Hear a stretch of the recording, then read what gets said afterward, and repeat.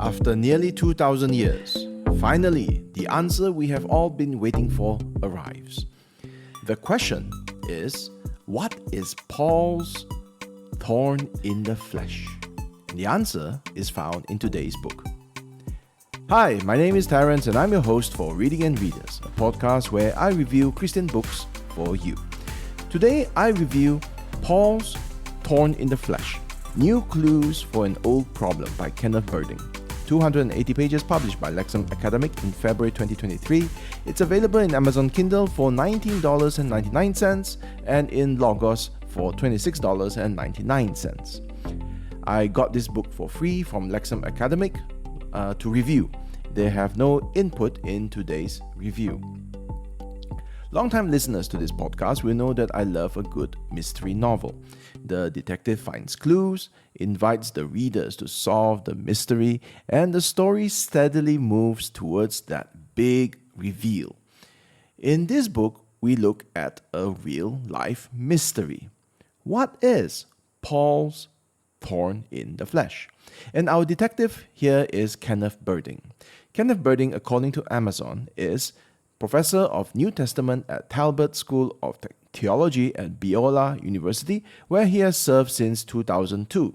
He teaches courses such as Life and Letters of Paul, Principles of Interpretation, Biblical Greek, Romans, and Apostolic Fathers. End quote. It is as if everything he taught prepared him for this book. When tackling a narrow subject like Paul's thorn in the flesh, I don't want a guy who is obsessed about this one mystery for the past 50 years of his life. That sort of person would have tunnel vision and he would not be able to consider anything else. I want someone who is aware of the broader picture, someone who knows Paul, his life and letters, someone who can survey the nearly 2,000 years worth of attempts to crack the mystery. I want someone qualified to teach us what could possibly be on Paul's mind. And on paper, Kenneth Berding is abundantly qualified. Now, qualification is one thing. Can he pique the reader's interest? Can he banish the fog of incomprehensibility surrounding a topic that is so narrow, so much like something for seminary students rather than for the everyday Christian? Crucially, can he convince us that nearly every commentator, every scholar, every theologian on this question has gotten it utterly wrong, and that his solution truly best explains this verse? 2 Corinthians 12 verse 7 to 9. Let me read. So, to keep me from becoming conceited because of the surpassing greatness of the revelations, a thorn was given me in the flesh, a messenger of Satan to harass me, to keep me from being conceited. 3 times I pleaded with the Lord about this, that it should leave me. But he said to me, "My grace is sufficient for you, for my power is made perfect in weakness. Therefore I will boast all the more gladly of my weaknesses, so that the power of Christ may rest upon me." Before I read this book, this was my interpretation. We don't know what is Paul's thorn in the flesh. Nobody knows. It is a mystery that will forever remain a mystery. And you know what? It is good that we don't know, because this thorn in the flesh can represent any one of our pain, our suffering, our trial, our temptations. It can mean anything we want it to mean, because God, by His great providence, has left it undefined. Now, that's how I understood it. That's how I applied the mystery behind this thorn in the flesh. And I taught it because I believed that was true. Then along comes Kenneth Berding, and he shatters all my presuppositions and says that my interpretation is wrong, dreadfully wrong, wrong in the first premise. He makes this astounding claim that the Bible, as well as other sources, gives us enough clues to solve the mystery. or as he prefers to say, solve the problem. So let's open the book, Paul's Thorn in the Flesh, New Clues for an Old Problem by Kenneth Berding.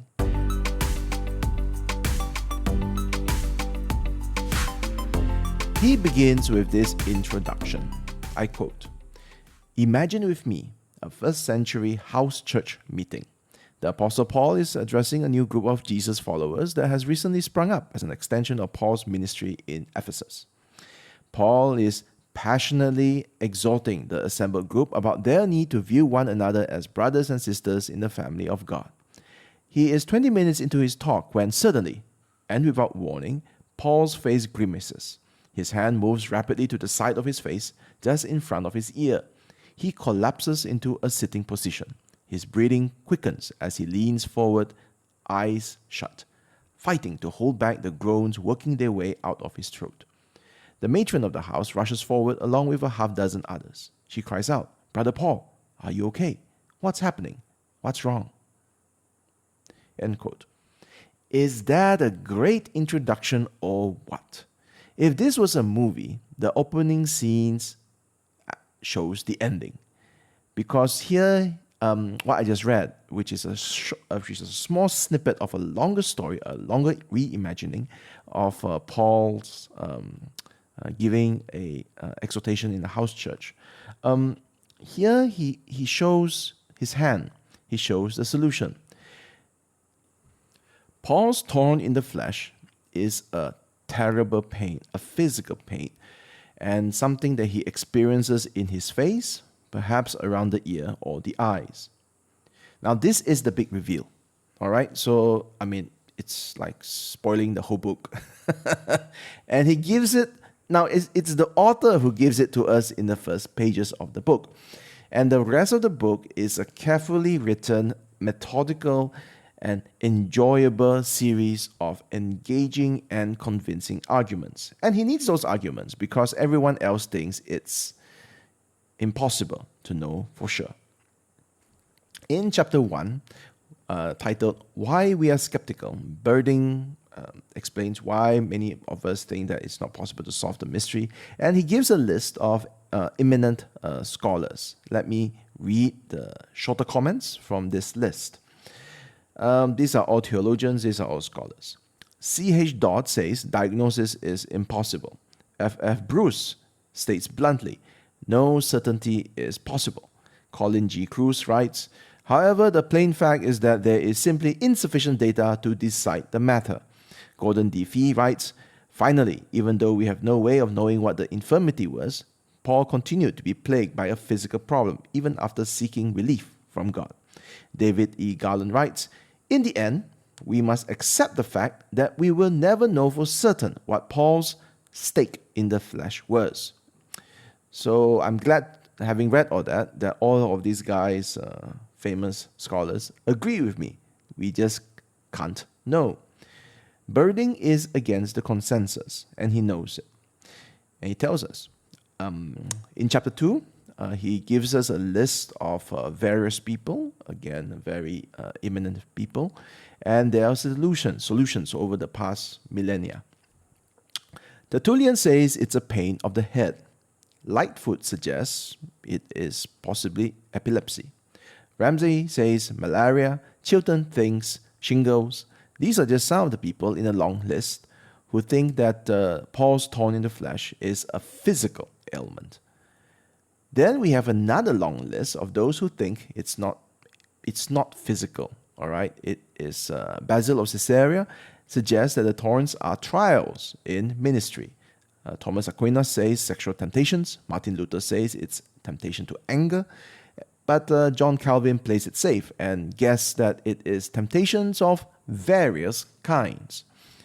For the scholar, this is a great chapter. Actually, the whole book is great for those who want to go deep because we have many footnotes. In fact, the last item in the list that I just mentioned is the last item has citation number 99.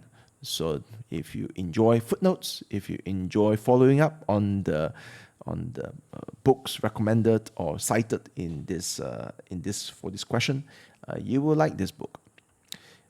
Yet Berding does not write this just for the scholar. He also writes for the everyday Christian. Remember the introduction, how the story draws us in, how he invites us to experience, to see, to witness Paul's excruciating pain as he double downs, as he sits, as he collapses, and so on. So he wants us to actually understand. And and I'll give you an example. When I read the two lists in the back of my head, I was thinking, why is it that you have some people who say it's physical, while some very strong theologians, and I'm looking at Aquinas, Luther, Calvin, they think it's not physical but spiritual. I mean, that's a big difference, isn't it? And I quote Berding here. When sharp-pointed object in the flesh, which is a literal English translation of the Greek skolops the sarki, I hope I pronounced that right, it got translated as stimulus carnis mea into Latin. So basically it's saying that when it's translated from Greek to Latin, the subsequent use of that Latin translation opened the door to psychological and spiritual interpretations, such as sexual temptations or spiritual distress. This is because stimulus in Latin is more commonly used metaphorically for incitement or stimulation than is the Greek skolops. Don't forget that the Latin translation of the Bible was the preferred version for both Western priest and scholar for more than 1,000 years. So such a translation carried the potential of wielding a far greater influence than was justified, end quote. So he explains it. He explains why we have so many people thinking it's psychological, and it's influenced by the Latin translation, where you have the word stimulus, which can mean psychological or spiritual distress. So he satisfies my curiosity, and he does that many times throughout the whole book, preempting questions that the reader may have. Now, at this point, I've spent more time than I think I should on the first two chapters, mainly because I enjoyed even the first two chapters so much. And we have not yet touched on the main section of the book, which are the clues, all right, the clues. As I said earlier, the big reveal is already given. The rest of the book is presenting the arguments that lead to that big reveal. And that would be in chapters 3 to chapter 11, which cover clues from the historical context, clues from the book of Job, clues from the literary context. And just talking about the literary context, there are 3 chapters. And these are a masterly 3 chapters, where he goes from and here I simplify so you can just get the gist. It's like he first unpacks in one chapter the sentence, okay, just the sentence. Then in the next chapter, he unpacks the paragraph, so he goes a bit out of that focus on that sentence. He goes out to the paragraph. Then in the third chapter, in this literary context, he looks at the broader chapter in actually it's 3 chapters in the 2 Corinthians. So by doing so, he really squeezes the fruit so that we actually can see very clearly what 2 Corinthians actually mean when we go deep and when we go wide. Moving on, there are other chapters. So in another chapter, we have clues from the suffering of Jesus. So we see how Paul writes and associates it with Jesus. So therefore, whatever we may think of the thorn in the flesh has something to do with the suffering of Jesus. And he tells us what we can see from there. We have another chapter, clues from Irenaeus and Tertullian. So these are people who he argues, they have the oral tradition. So they would have a fairly good idea of what the thorn in the flesh is, simply because they live nearer to the time of Paul. And they would know people who may have seen Paul, who would have heard Paul, and would have known what the thorn in the flesh would be. Then we have another chapter, clues from Galatians, and we have a whole chapter on clues from miscellaneous sources. So just bits and pieces, which he has not put them as a chapter by itself, but he just collects them and just presents these bits and pieces to us. I have learned so much from these chapters, not just on the content, but also in the approach. If anyone ever wants to write a book or article to persuade readers on a point of view, or forget about writing, if you just want to be a clearer thinker, I highly recommend this book. I think that the way he approached the question and he did everything, it's just wonderful. The Kenneth Berding is gentle and respectful of differing opinions. He is not desperate to win your approval. He lays out a case without any appeal to the emotions. Just the facts.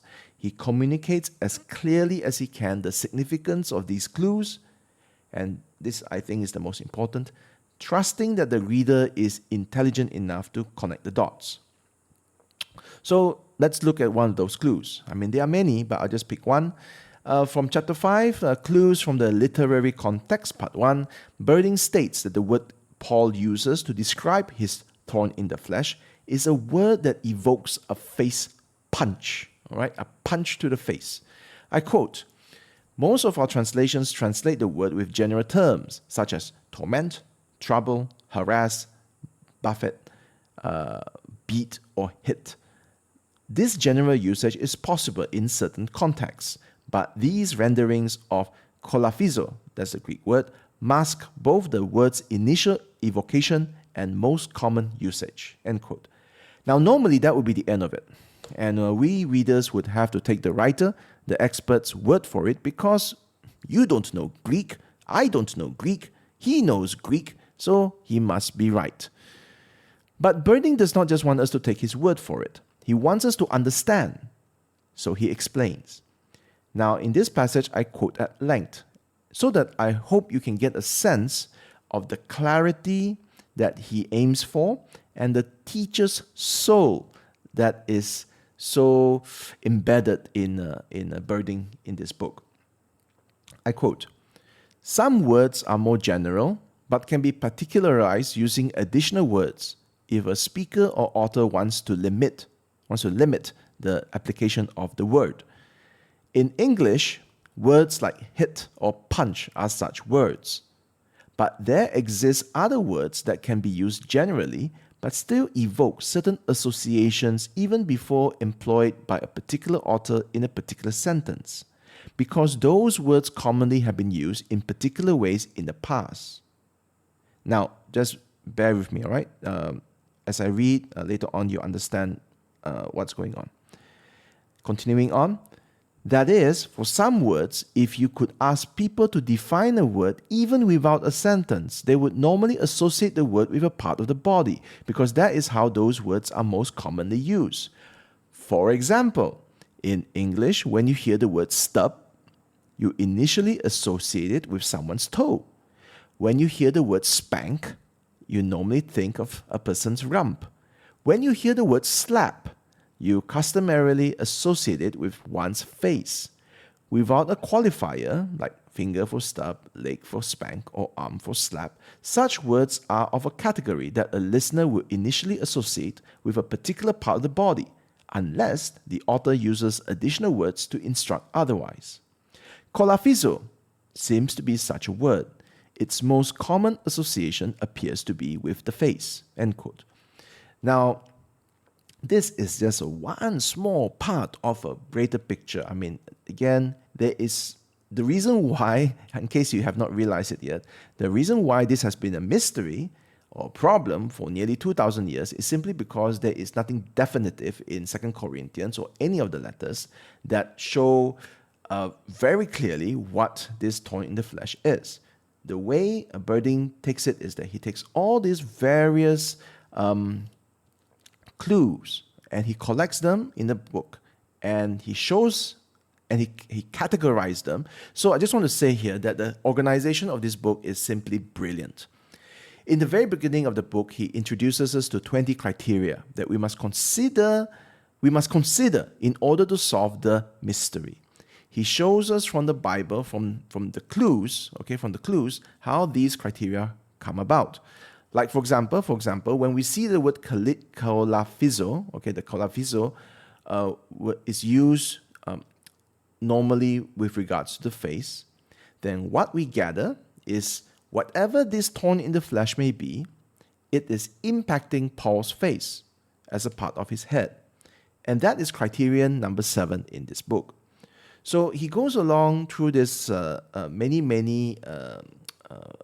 passages, many Tertullian's letters and so on, and he extracts this set of criteria from the clues. And crucially, these criteria will narrow our list of suspects, or rather possible solutions, and so that it matches a particular category. Is it physical? Is it spiritual? If it's physical, is it like malaria, epilepsy, or is it something more to do with the face, with the head? And so that is how this book approaches the problem.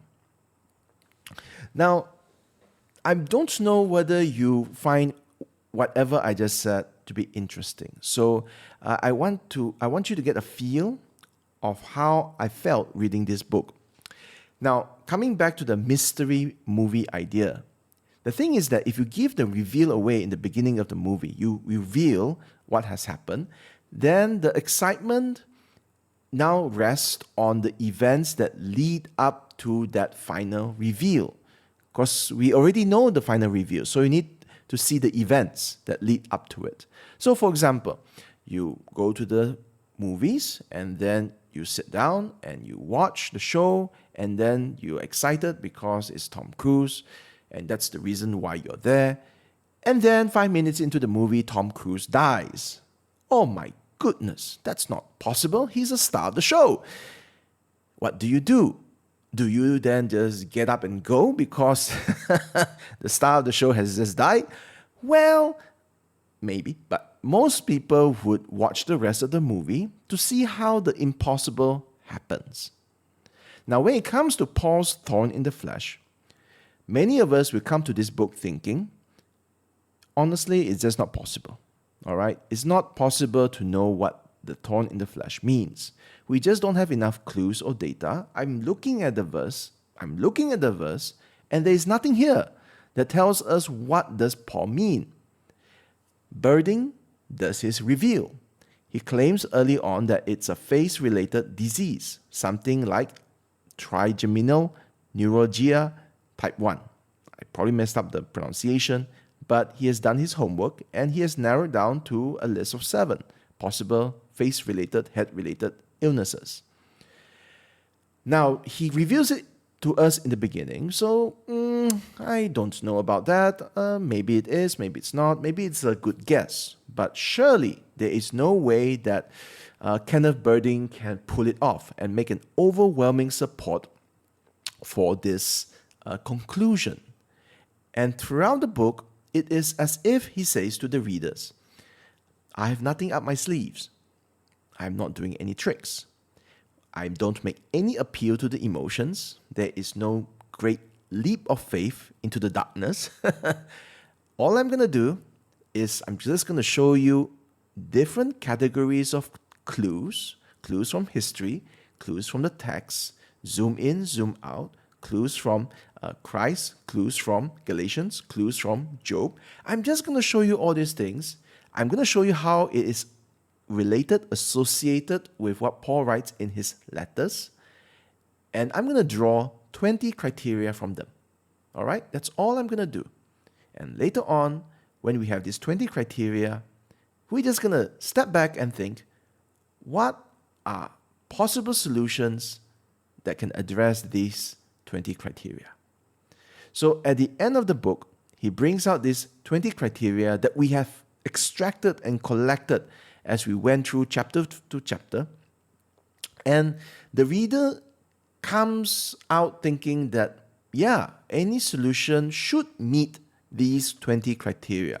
If not all of them, because some of the 20 criteria we may not agree, but it's just a bit overwhelming in the sense that any one of these criteria we could just dismiss.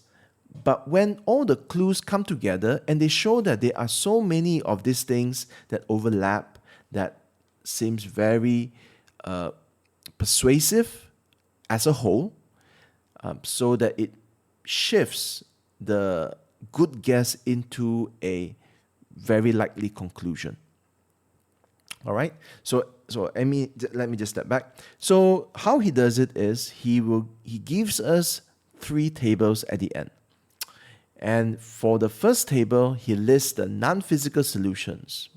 Maybe the thorn in the flesh is a demonic attack, or it's Paul's experience of psychological pressure. Then he shows, okay, let's look at the 20 criteria. How do they match? Not very well. Next, he lists the physical ailments like malaria or epilepsy, and then he puts them side by side again with the 20 criteria. They are better than the non-physical solutions, but still some gaps. Lastly, he lists 7 face-related, head-related diseases, and we see that any of them could actually be what Paul experienced in his day. Everything in this book is so methodical. Everything is so well put. It is a masterly piece of work. At this point, I can imagine Professor Berding taking a bow to the thunderous applause of admiring readers, students, because he has done a very good job, and we appreciate it. Then I can also imagine someone in the back row asking, so what?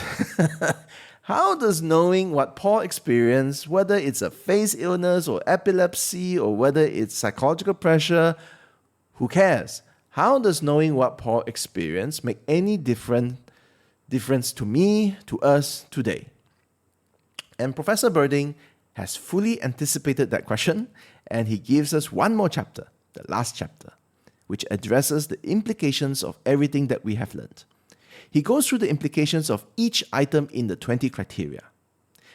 But rather than go through all of them, I'll just tell you that the title of the chapter says it all. A fuller portrait of Paul. And that is ultimately what we gain. And the more we know who Paul is, the more accurate we can know what he is thinking when he wrote the epistles. And if we can do that, we can get a more accurate idea or sense to interpret his words for our spiritual gain. So, my concluding thoughts, okay? So my final thoughts on the book. When I got this book, I wanted to be educated on this very narrow and very curious puzzle. I found it as a puzzle, and I wanted to know, all right, so let's learn another interpretation. I was expecting, one of those books where you have 3-4 interpretations of a topic, of a doctrine, of a puzzle. I was open to changing my mind. I could possibly be wrong. And after finishing the book, I am thoroughly educated and I have changed my mind. I just did not expect the book to be so well researched, so well written, and so enjoyable. I have said it often in this review that this book has made me a better reader and clearer thinker. I want to approach every problem in the Bible the way Berding has done so here for the topic, for the puzzle, for the problem of what is Paul's thorn in the flesh. Now, thanks to this book, I will be reading Paul's letter. I will be listening to sermons and thinking of Paul's excruciating pain. I mean, just put it to you. Imagine suffering from an ailment that feels like you are being punched in the face or pierced with an ice pick over and over again. Then imagine saying this in response. I quote, 3 times I pleaded with the Lord about this, that it should leave me. But he said to me, my grace is sufficient for you, for my power is made perfect in weakness. Therefore I will boast all the more gladly of my weaknesses, so that the power of Christ may rest upon me." End quote. How can Paul say such words? Especially now that we know the excruciating pain that he experienced. And Paul directs us over and over again that all things are possible through the power of Christ. This is a Reading and Readers review of Paul's Thorn in the Flesh, New Clues for an Old Problem by Kenneth Berding. 280 pages published by Lexham Academic in February 2023. It's available in Amazon Kindle for $19.99 and in Logos for $26.99. Just to let you know, I got this book for free from Lexham Academic for this review, but they have no input in today's review. If you enjoyed today's book, be sure to subscribe to this podcast for more book reviews. You can also visit readingandreaders.com, that is readingandreaders.com, to leave a note of encouragement through the contact form. Thank you for listening. Bye-bye.